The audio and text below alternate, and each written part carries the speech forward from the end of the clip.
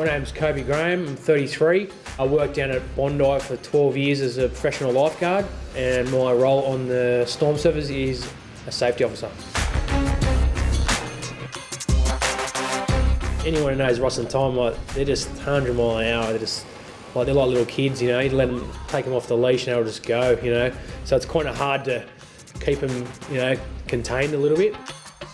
That's why I'm there to watch them, and you know, sometimes back in my mind I know that something could go wrong, but you know, I'm not going to tell them to pull up, you know. Like, that's what makes these guys such good entertainers and good surfers, because they just don't care. They just charge it.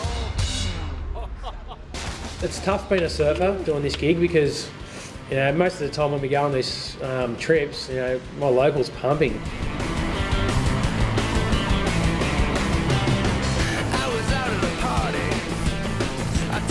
Who looked friendly. She seemed glad to meet me. I don't know. No, she spoke so sweetly. She seemed glad to meet me. So like, you know, I'm leaving good waves to go on this trip, and then we get there and I'm sitting out there for 9 hours watching the boys just pull in perfect barrels all day. It's just torture. It's like sometimes go home feeling depressed. She had a smile that was amazing. This is the main first aid equipment that we take on every mission. We've got the first aid kit, resuscitation equipment, spinal collar, defib, and the oxy bottle. I'm just here on location, just to, if something goes wrong, whether it be in the water, on the land, just to be able to be there and to react quickly and sort of help someone out if there's a major incident. You know, I can do anything from minor first aid to resuscitation.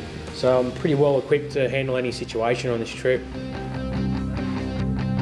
First trip I went on storm surfers, I remember getting a call up. I pretty much had a day's notice. Shot down to Tassie with Ross and Tom and the boys, and was greeted with like 30-foot Pedra Branca. I'll be honest with you, when I first pulled up there I was just like, oh, this is not for me.